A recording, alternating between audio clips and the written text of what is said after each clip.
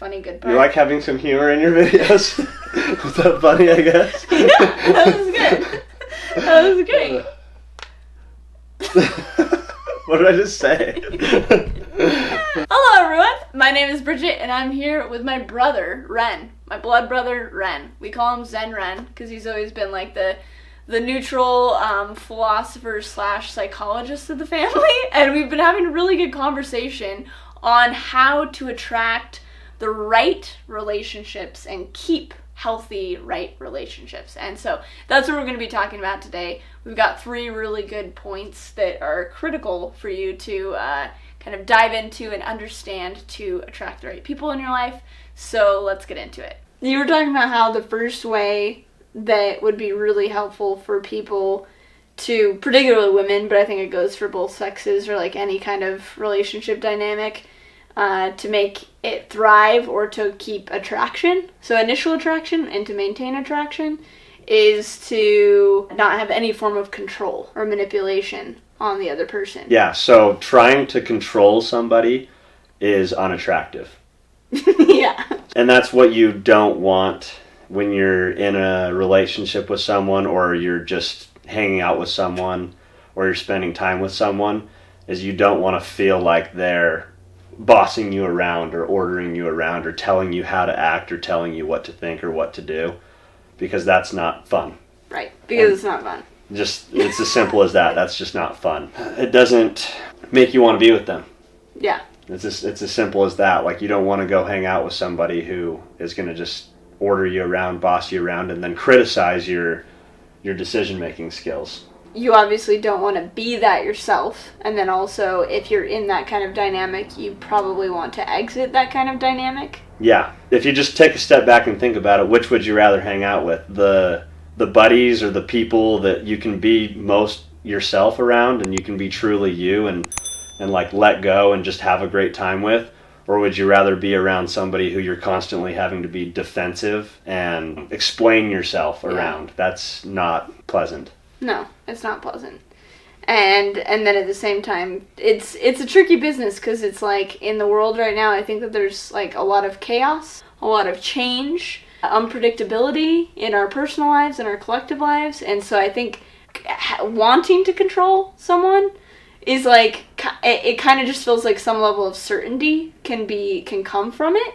And so I can see where that might want to be a response in relating to someone else, but that's not going to be helpful long term. Yeah, well, it's just going to be creating the opposite long term, because if you're trying to control someone, it may work temporarily, but you're just building up to losing it. It's human nature to want to go against something that's holding it back. So if you just keep holding someone back, you're just going to kind of want to explode, and so all of the order that you may have created is just going to get destroyed by more chaos. Right. It's self-defeating.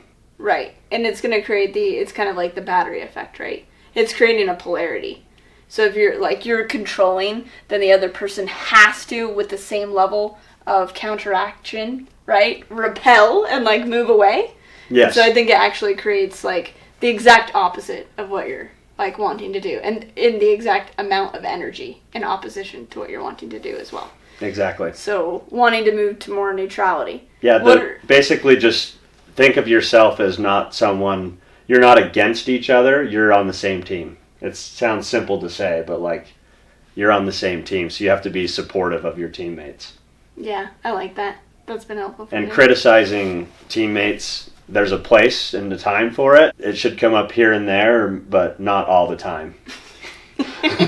So what are some ways that people can check themselves to see if they are being kind of manipulated or controlled, or they are doing that controlling? Like, what are some indicators of self kind of diagnoses or self-analysis that people could use to be like, hey, am I on track here for myself or in relationship to someone else? I think that the answer to that question lies in a self-analysis of your own happiness levels, which sounds obvious. If you're not very happy more often than you are happy, then you're doing something wrong. So that may sound simple, but your happiness levels is a good indicator of that. But a better indicator of that is probably if you feel yourself trying to you're either defending yourself or you're kind of trying to change how you are or like what you say, and you're kind of walking on eggshells and you're not being your truest you. That's also another indicator that you may have a problem. On either end. Because if you're not being like authentically you, then you could be the eggshell walker, like, and someone else is taking advantage of you.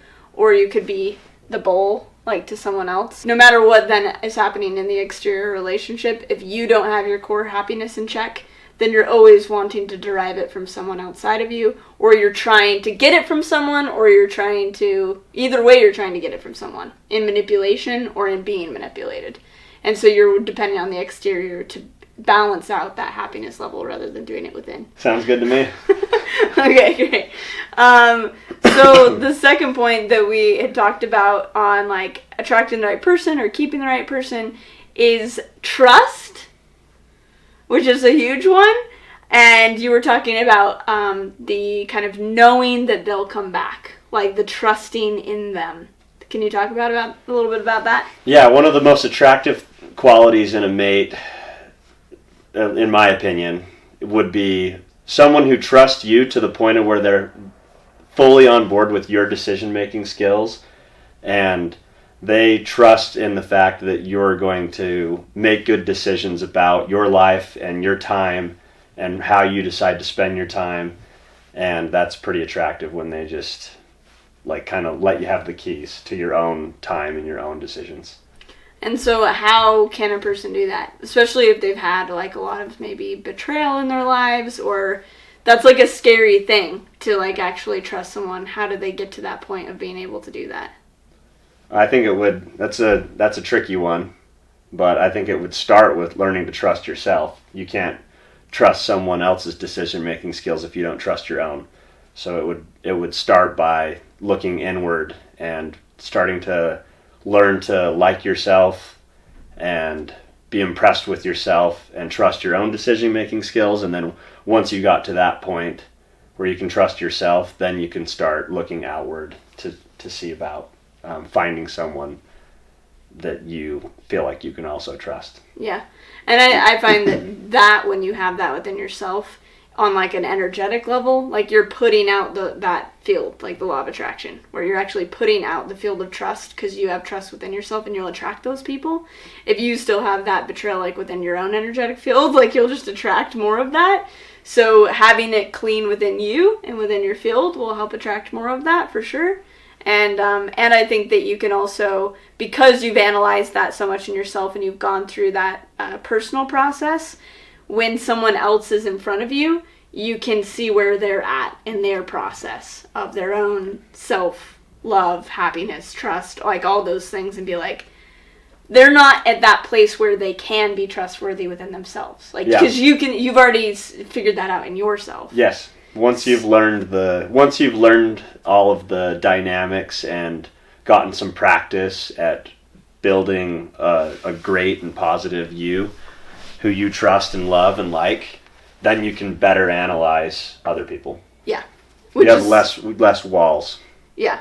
So that's working on a twofold process. Like you trust yourself and you're putting out that field, and then you can also analyze if they are worth trusting because you already know what that entails. Exactly. And the problem with not resolving your own inner issues, not working on yourself, not trusting yourself, and not liking yourself is if you haven't learned all of that and mastered all of that, and then you go out and look for partners and look for friends and try to and have expectations on other people, you're going to project a lot of your own problems and insecurities onto other people. And that's not helpful at all. Not helpful at all, and not really fair to them because it may even be incorrect. Yeah. The person, like, you may be blaming someone for being untrustworthy or lying or something like that, and it's just simply not true. Yeah. Yeah. So. Good point. That's going to be a great way to drive someone away, is to incorrectly read them. Like, whoops. Yeah. Yeah. And a lot of people watching this are very sensitive.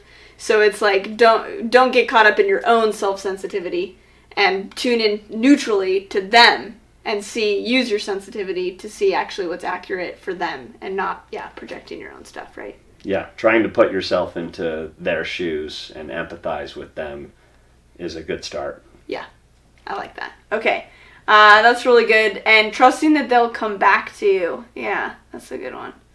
Was there anything else on that? The irony is that when you trust someone, that they'll make great decisions with their time, and the irony is that they're usually going to choose to spend more time with you. So if you are projecting a bunch of insecurities and negative emotions and blaming them and like trying to be really controlling of them, you're just like the magnetic thing we were talking about earlier, you're more likely to push them away.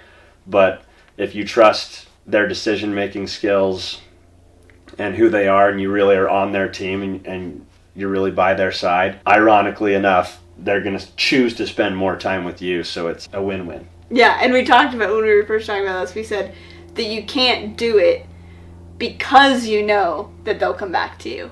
So you can't, like, overthink it and be like, I'm going to let them be free because I know that they'll come back. You can't, like, use that as a form of manipulation as well. You have to, like, authentically, I think that one of the keys of why it's so attractive, like, letting the other person be free, is because you're letting them be authentically them. Mm-hmm. You're trusting them. So you're, like, holding them in their ultimate empowerment. Mm-hmm. Or, like, their ultimate self. You're showing a lot of confidence in them. Which is, like, really exciting and empowering. Mm-hmm. And it's positive. It's positive. It's positive and so energy. Anyone's gonna, like, enjoy that. Like, it's gonna be helpful. Yeah, it's a compliment. The right people are gonna enjoy that. The right people are gonna enjoy that. Yes. It's a compliment, and people like compliments.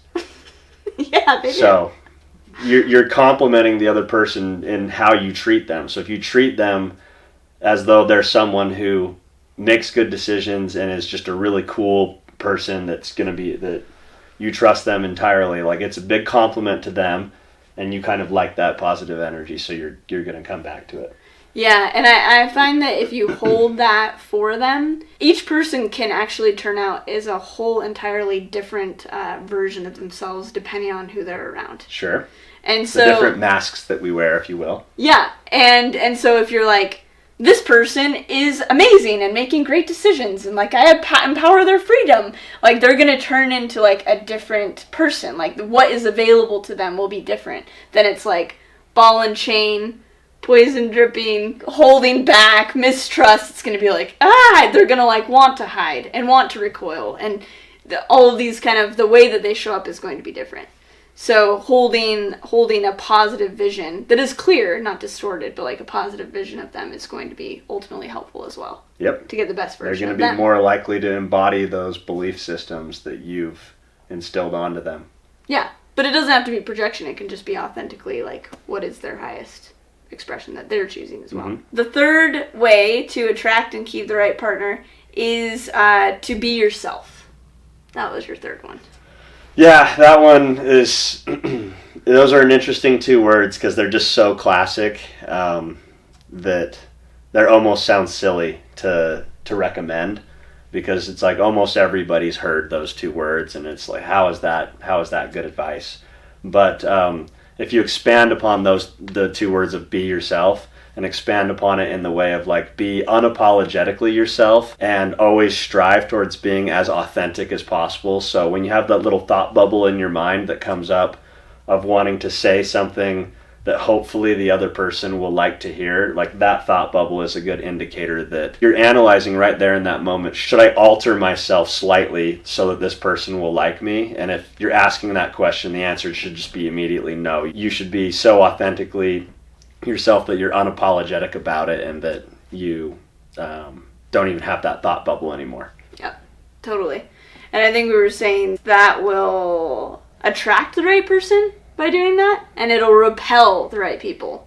Like, so it's like a self-organizing energy and principle. Like, you being you, if you're distorting or changing yourself in any way for someone else, that is going to attract something that isn't you, and it's going to end up long-term not being helpful at all. Long-term not being helpful at all, and that will create resentment later, because one or both parties will feel as though they were tricked, basically, because if one party acts a certain way and it's not authentic, it's going to come out eventually, and the other party's going to feel as though they've been tricked, and they're going to get resentful about it. So the quicker you can get to the surface of who you really are, the better for both people. And both people should appreciate that. Yeah, and I think that that's really the place to start, because if part of the concept behind the video is how to attract the right partner or keep the right partner, we've said it quite a few times in different ways, but it really comes back to starting with you. Yeah, we there's a word in that you just said. If the video is called Attracting the Right Partner, the word to focus on here is right. The right partner. We're not talking about attracting a partner. If you want to attract a partner, you can probably be as fake as you want and go find a crappy one. Yeah. Sure. But we're talking about attracting the right partner. And if you want to attract the right partner, you have to be who you really are. You have to be you. And you have to be the healthiest version of you. Because people are looking for relationship advice or healthy relationship advice. That's now a term, healthy relationships. And the only way to start a healthy relationship is to start with being healthy within yourself, so that you can attract and be your true self, and so you don't attract the wrong people and you can attract the right people. Yeah, I think the golden rule of relationships, or the best part about them, is adding value to each other's lives. So if you have a bunch of inner work that you need to have done, you have a bunch of skeletons in the closet and a bunch of trauma and a bunch of baggage, you're going to have a difficult time adding value to someone else's life, because they're probably going to have to be cleaning up the mess and picking up the pieces of all of your problems, which is going to detract from their life, and it's going to just not be fun. Yeah.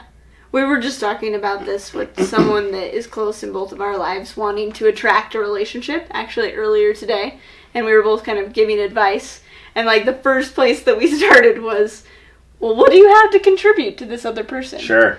So instead of the attracting, it kind of has this energy of I want to take something, but the place to start is what do I have to contribute? Mm-hmm.